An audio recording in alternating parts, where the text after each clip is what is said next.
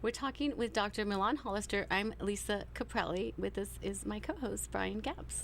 Dr. Holister, you've spent much of your life pursuing sort of universal answers and questions that people have. Yes. Can we, how did that get started?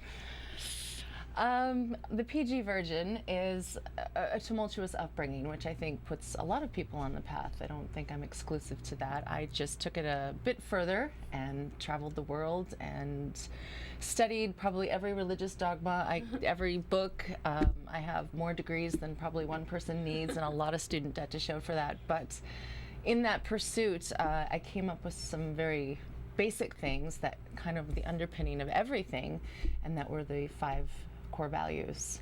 Can you tell us what they are?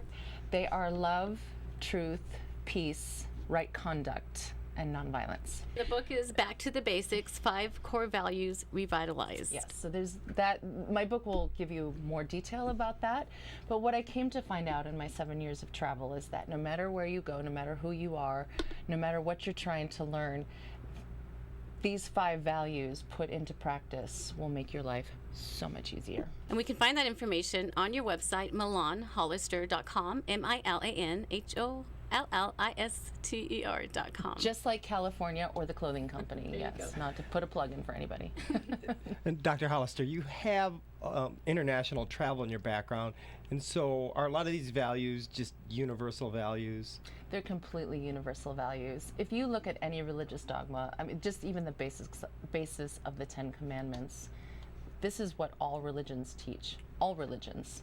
There's not one religion on the planet that does not teach love, telling the truth, making good choices, nonviolence. It just doesn't happen like that. That's what makes you appealing as a person, is you have traveled the world. Share with us, where have you been? I know there's so many. Give us a recap. I've lived all over and I've traveled all over. I have lived in Seoul, Korea. I lived in Dubai. I lived in Barcelona, Madrid, Ibiza, of course here in the States. And I couldn't even begin to tell you where I've traveled. Many countries. I've lived in, I think it's now 16 American cities. Wow. So I've been there, done that. Had the hat, the T-shirt, the foamy finger, keychains, and the refrigerator magnets. Yes. And a lot of this travel is related to education, either teaching or learning. It's not just you backpacking around the world, but really being involved in your expertise. It started out as a way to make money because I am an online instructor, and I've been teaching for over 10 years. University instructor. University instructor, yes. And I was having a really difficult time finding permanent work here in the United States. And a friend of a friend said, hey, there's this opportunity, why don't you take it? And that's what started it, really. Because I wasn't getting what I needed here, and I'm very adventurous anyway. So it kind of started out as a way to make money.